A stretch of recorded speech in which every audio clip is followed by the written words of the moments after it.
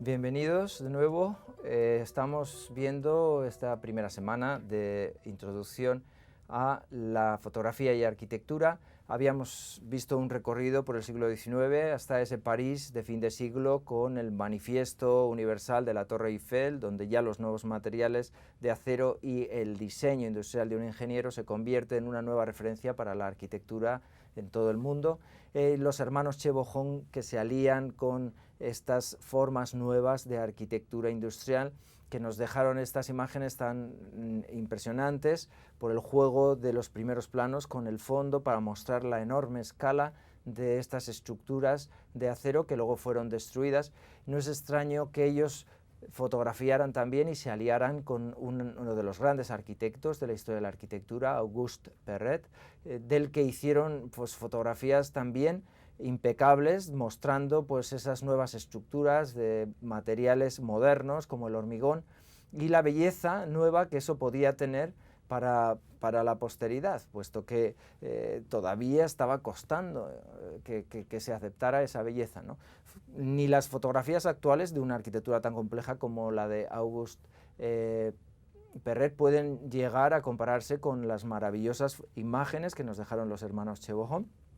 Por tanto, ya tenemos ahí a un ejemplo de alianza entre arquitectura y fotografía muy fecundo, que se adelanta a lo que va a ser el de Richard Neutra con Schulman, por ejemplo, en motivos que no puedo pararme a detener, pero que son pequeños detalles, a veces de esas estructuras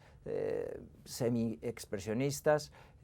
irracionalistas que tiene Auguste Perret, de modos bastante inéditos, siempre jugando con las mejores perspectivas para mostrar toda la escala del edificio, ¿no? Como vemos en este caso, y evitando el problema de las verticales, del basculaje, aunque ellos, por los grandes formatos que utilizaban, podían hacerlo muy bien. En Francia,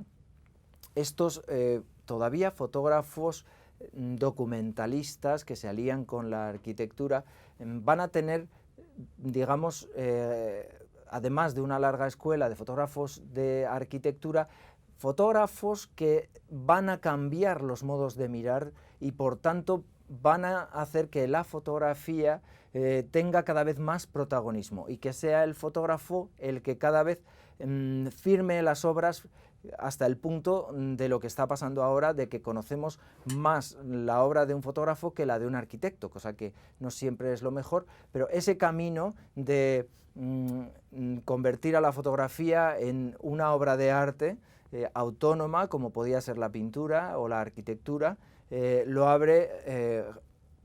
gente como Eugène Atget, de modo inconsciente muchas veces. Él era un fotógrafo apasionado por París que quería dejar constancia de ese París que se estaba transformando. Él hacía fotografías en gran formato también de los grandes monumentos de París, muy bien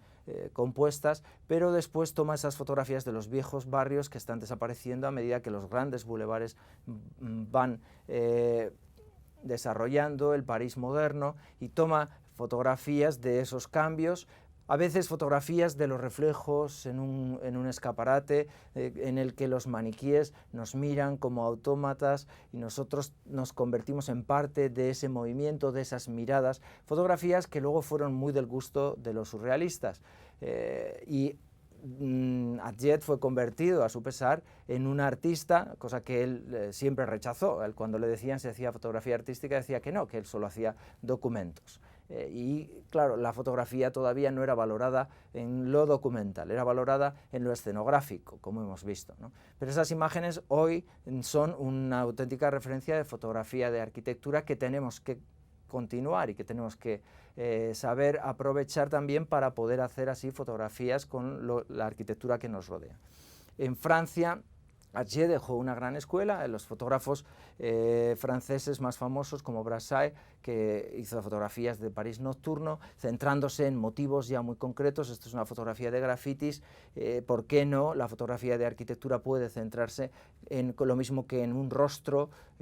hacer lo mismo, un retrato de un edificio, como hacía Brassai de los personajes nocturnos parisinos, ¿no? O Kertész, que con la cámara de Brassai hizo algunas de las imágenes también formalmente más interesantes para abrir camino a lo que va a ser la fotografía de arquitectura, ¿no? Sus vistas inéditas de la Torre Eiffel o de barrios de las afueras de París, donde confluye ese elemento humano con el elemento industrial del ferrocarril, con las formas arquitectónicas, nos tienen que dar también una referencia para hacer un tipo de arquitectura fotográfica o elementos desde dentro de los edificios, mostrar el espacio urbano, algo que podemos siempre aprender, ¿no? Las fotografías maravillosas que hizo, por ejemplo, Kertész del estudio y de la vivienda de Piet Mondrian recuerdan a los propios cuadros de Mondrian, con esas estructuras geométricas básicas, o este retrato que hizo del pintor, que a veces simplemente está retratado en sus detalles, en sus elementos, sus gafas. Bien, esta fotografía de París va a tener una continuación en Manhattan, que va a ser pues el centro, el epicentro de todas las transformaciones que se producen en la fotografía, cuando la fotografía va tomando conciencia de sus propios valores. Y hay un nombre que no podemos dejar de recordar, que es Alfred Stieglitz. Alfred Stieglitz se empeñó en que la fotografía entrara en el Metropolitan y lo consiguió.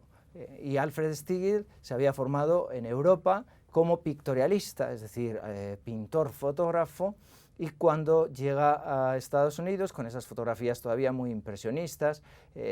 sigue haciendo un tipo de fotografía vaporosa, basada en la estética del impresionismo, pero enseguida se da cuenta que lo que está pasando en Nueva York es totalmente nuevo, esa nueva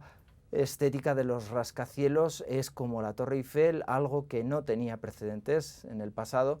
y ¿por qué no también hacer fotografías distintas, ¿no? Como esa famosa fotografía del Flatiron, edificio plancha, que juega con la elección de un primer plano de un árbol en forma de triángulo, con lo cual está haciendo esa asociación conceptual entre el edificio y ese motivo urbanístico del árbol que él ha encontrado al lado. La fotografía puede seleccionar y puede contar cosas nuevas simplemente con el hecho de seleccionar la realidad. Aquí continuaremos en el siguiente vídeo.